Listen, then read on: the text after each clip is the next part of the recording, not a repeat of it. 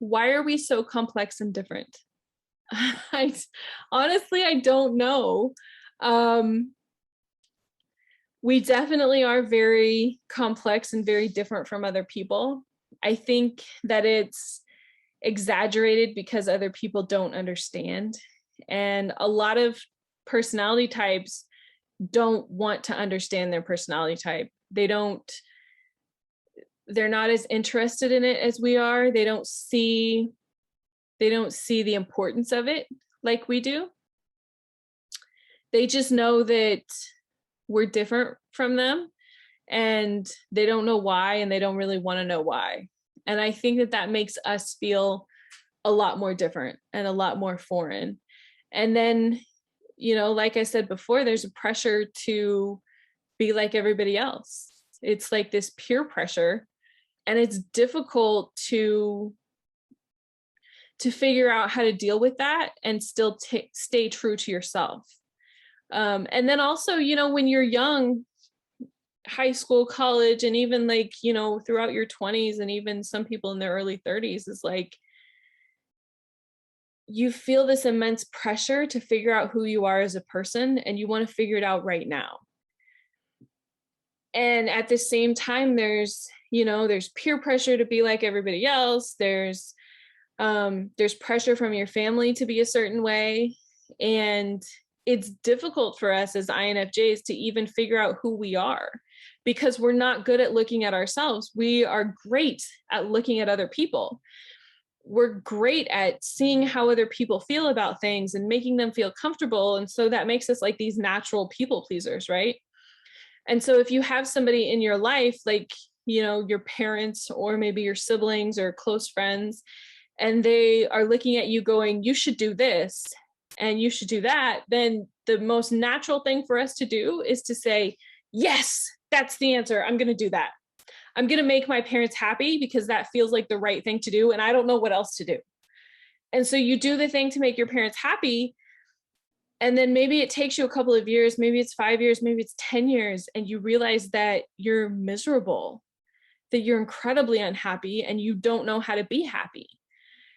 And if you look back at your life, you can say, oh, well, I went to college and I majored in accounting because my parents thought it was a good idea. I went to college and I became a nurse because my mom is a nurse and she said that it was a great career. And yeah, I make a lot of money, but I hate being a nurse. My mom wanted me to be a nurse. That's why I came up with that. And I was like, I don't think I can do that because I don't like all the blood and the gore, and I hate needles, and that's not going to work for me.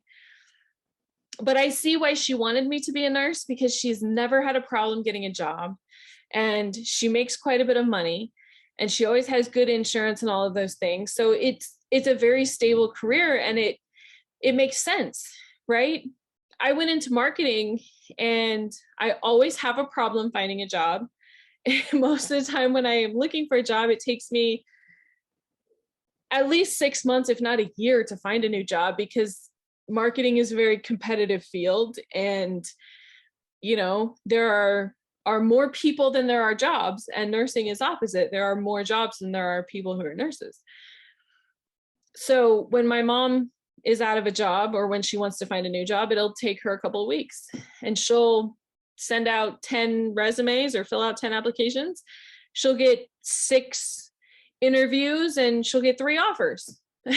And me, I'll fill out hundreds of applications for months and months and months, and I'll do tons of phone interviews and sometimes a bunch of second interviews. And if I'm lucky, I'll get 1 or 2 offers, because it's just so competitive, So it's like, I see why she wanted me to be a nurse. But I know that I would be very unhappy if I was a nurse, because I don't like all of, that. I don't like blood. I don't like cuts. I don't like needles. I don't like any of that kind of stuff. My mom had a splinter in her finger one time when I was still living at home. And my mom will dig at splinters in her fingers until there's a massive hole in her finger, until she can get it out. It has to come out. And so she was digging at this splinter in her finger and she couldn't get it out, and it was kind of like an awkward position, and so she asked me if I would help her get it out, and I'm like, oh, like, I don't know if I can do this. And so I'm trying to like dig around in her finger, and I'm like, oh, this is terrible. I don't know if I can do this. And I'm like looking at it with a flashlight going, Mom, I don't think there's a splinter in here anymore. I think that it hurts because you've dug a massive hole in your finger and you need to stop. I think that's the problem. And I don't know if she ever did find a splinter. She probably asked one of her friends to help her with it, but I mean, it was like I couldn't do it anymore. I was like, nope, nope, nope, nope, nope. For some reason, there's a show on TV that's called Dr. Pimple Popper. For some reason, I like watching that show, but I don't know that I could ever like cut somebody's head open, or like sometimes it's their arms or something. I don't know. It feels like a lot. That's all I'm saying. Learn more about your INFJ personality on my podcast, The Quiet Ones. The Quiet Ones is a weekly show where we dive into understanding self-love, depression, anxiety, and so much more from an INFJ perspective. I offer up in-depth coaching and unmatched empathy. Join me for an amazing personal growth experience. The Quiet Ones podcast is available on all major podcast platforms and at thequietonespodcast.com.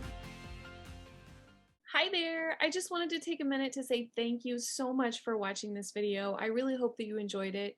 Please consider subscribing to my channel. I'm working very hard to produce content that will help you, and I really, really appreciate your support. Also, if you want some more inspiration, check out this video right here.